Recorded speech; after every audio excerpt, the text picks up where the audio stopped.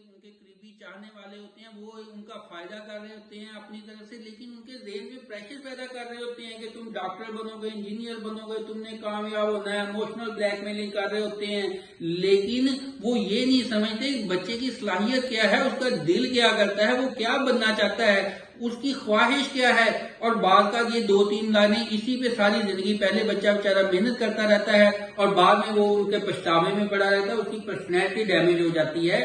جب نمبر کم آئے بچے کے، وہ کامیاب نہ ہو، آپ کی جو خواہش ہے اس کے مطابق پورا نہ اتر سکے، تو اس کا مطلب یہ نہیں کہ وہ ناکام انسان ہے، وہ بزدل ہے یا وہ نالائق ہے۔ بہت ساری ٹیمیں دیکھیں کہ بڑے بڑے ٹیمیں جو ہوتی ہیں وہ مقابلے پہ جاتی ہیں، ان میں کوئی کمی نہیں ہوتی، لیکن جیتتی تو ایک ہے، جو ہارنے والی وہ ساری ناکام یا وہ ساری وہ نااہل نہیں ہوتی، نالائق نہیں ہوتی۔ بڑے بڑے لوگ بچے ایسے ہوتے ہیں، نمبر تھوڑے لیتے ہیں، زندگی میں نوٹ بہت زیادہ لے لیتے ہیں، بہت نوٹ اکٹھے کرتے ہیں، نوٹوں کی ساری لڑائی ہے، نوٹوں کی ساری لالچ ہے۔ پروفیشن کو کون پسند کرتا ہے؟ صرف آپ یہی چاہتے ہیں نا کہ ڈاکٹر انجینئر بن کے نوٹ کما لے گا، تو یہ آپ کی غلط فہمی ہے۔ ڈاکٹر انجینئر بھی جو ہے وہ بھی جو فارغ رہتے ہیں بیچارے، ان کے پاس بھی پیسہ نہیں ہے، اس کا مطلب یہ نہیں کہ ڈاکٹر انجینئر بنے ہی نہ، لیکن میں یہ بھی نہیں کہتا کہ یہی نہ سمجھے کہ ساری زندگی یہی ہے۔ اگر آپ کے نمبر کم آتے ہیں، کوئی ناکامی